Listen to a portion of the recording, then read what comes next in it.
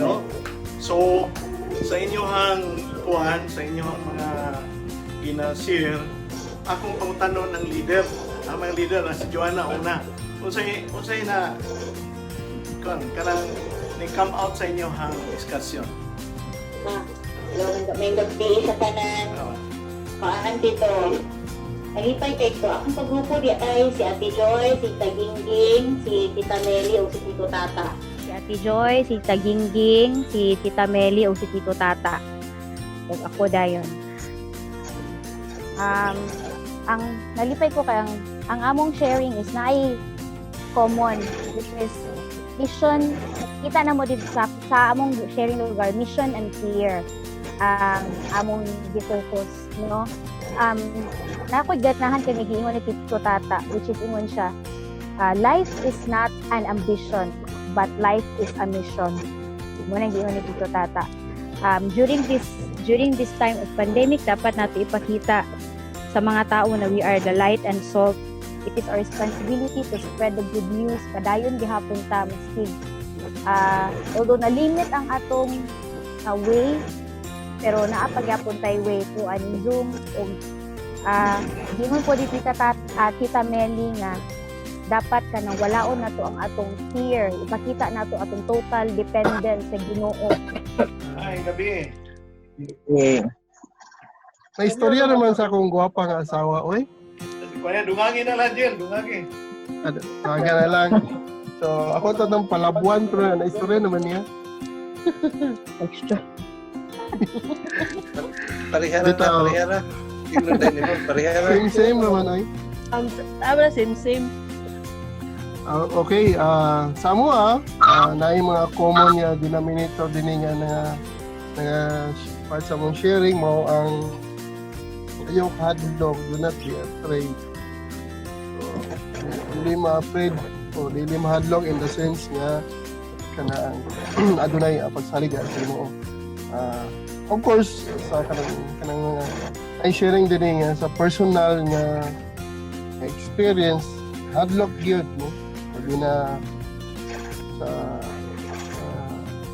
kanang sitwasyon, may mga sitwasyon o na mga anxiety, difficulties, problems, yung mga inconvenience sa kinabuhi. But other side sa ni Jesus nga, do not be afraid.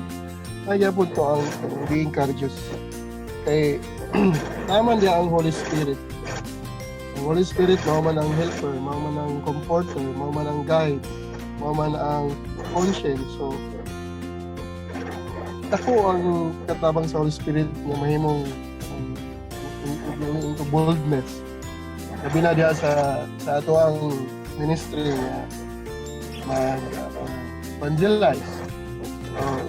Somehow, kung wala pa ang pandemic, yabon tayo difficulty in kana dito mag-sangya, mag-preach or mag-kuhan sa proclamation in the gospel. Introduce Jesus, nagya po yung mga difficulties. Samot nagyapon karon kay wala na yung face-to-face.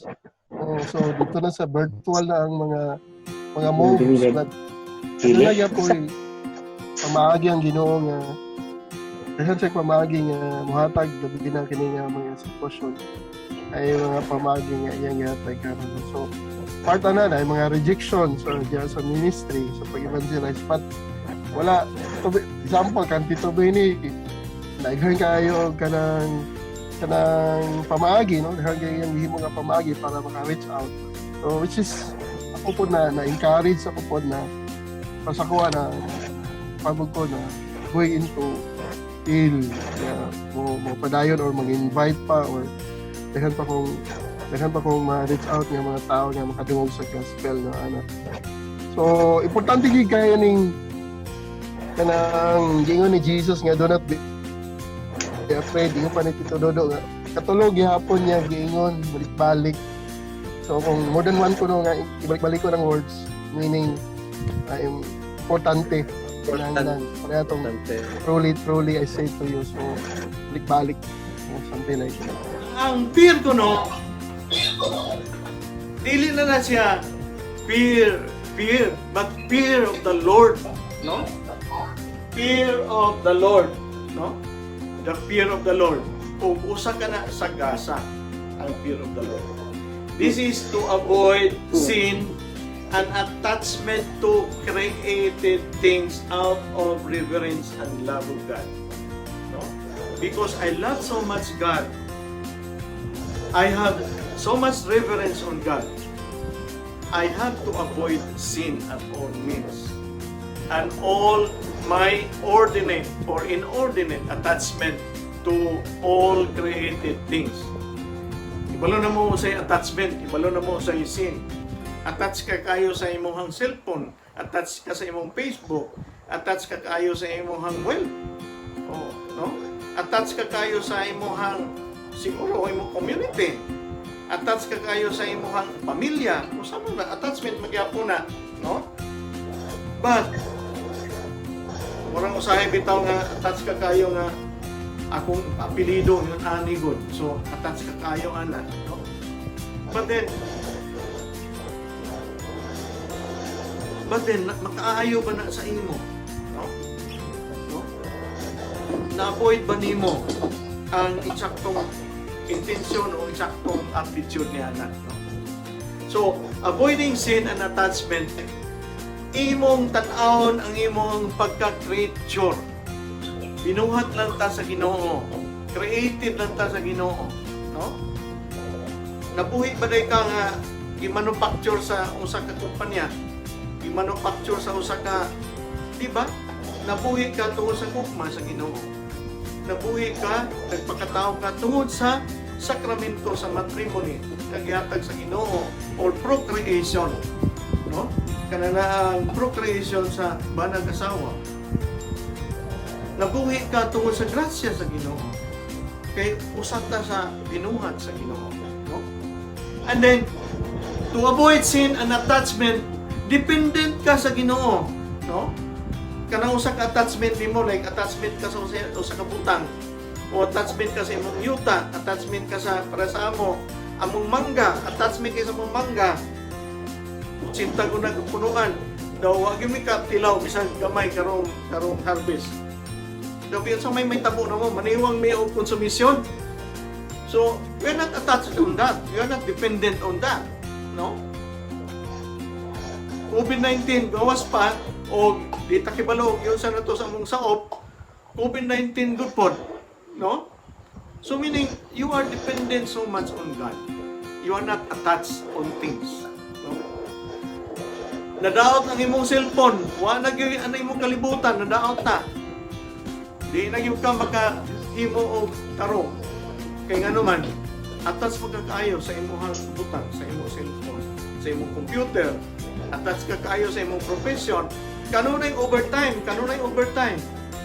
Kung saan man ang imong rason nga mo overtime ko tungod sa akong pamilya, magunsa man ang kananaang imong overtime. Kung patay na ang kabayo, no? Kung saan man nagkumpay, kung saan man imong kwarta imong gitigom og mayo niadto ka sa abroad para kuno sa imong pamilya, nya karon di na magakauli tungod sa COVID-19. Nya pag mananana na lockdown pa ka dito, no? Muna siya because you are so attached. And then poverty, dili na poverty. Poverty in spirit. Being humble, no? Being humble and know that you need God. That I am very poor sa akong espiritu. I need more. I need more from God. I need to be taught from God. Kaya nga ako ang espiritu, daghan pag yun o kulang. Labi na ang ako ang kaulingon nga dalag. Daghan o kulang. Kinanglan, inuris. Public ayo. Tambok kayo ako ang lawas kay kusog kay kong kaon ba't akong espiritu. Ako ang kaulingon espiritu niwang. Kay kulang man ako ang pag-ampo. No? Never would want to be separated from God who is love.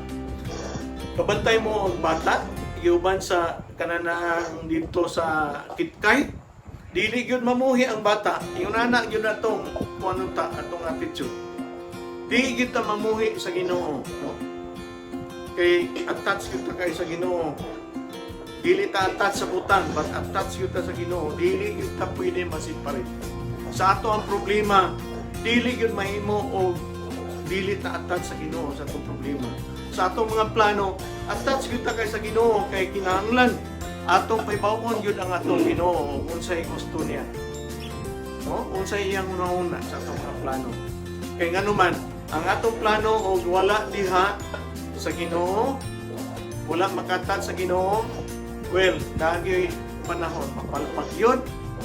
Karon paghuman na kasagara nga mga tao, palpak ang Ginoo na dai pasulon, no? So kananaang dili gyud ta pwede nga matat sa butang. Kinahanglan diha gyud ta sa Ginoo nga kung mahimo ang atong attitude nga dili ito masiparit sa Ginoo. Amen? No? And then vibrant sense of adoration and reverence for God, and a sense of horror and sorrow for sin. Kana bitaw na yung konsensya bitaw, kayo sa karon makasala, di gani mga ipasaylo, di gani mga igsuri. No? Makasala, murag gikalos na kayo, may gikubala na. Di na gani kay balo makonsensya, i-justify pa ang atong kaugalingon, bisag kitay nakasala. No? And then pagmamanan, makatulog, maayo kayong katulog. Wala, baliwala lang. Ang katong nasalaan nimo, grabe nga kaguol. Dili katulog na nun tong imong nasalaan. Puro ikaw nakasala, walay konsensya, no? Now tayo sense, vibrant sense of adoration, no? We can adore, we can love God, and we can hope for God, no? So, reverence for God, and a sense nga, you will be sorrow, you will be kanang mag-uul ka o makasala ka. Di gyud ka mahimutang nga dili ka maka pangumpisal. Amen? Dili gyud mahitabo o dili ka mangayog suri sa imong nasad-an. Dili nga yun nga okay lang, okay na ni. Ingon na siya gyud. Bahala na siya sa iyang buhay niya. O kananaang dili siya ka nadawat anak basta amot lang. No? Lagi tao yung nana. So muna siya ang but pasabot o fear. No?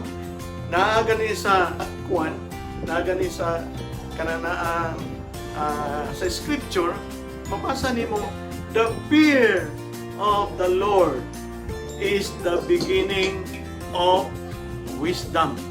So kung naa kay iyon ani nga kahadlok sa Ginoo, iyon ani ang imong attitude, then dili gyud nato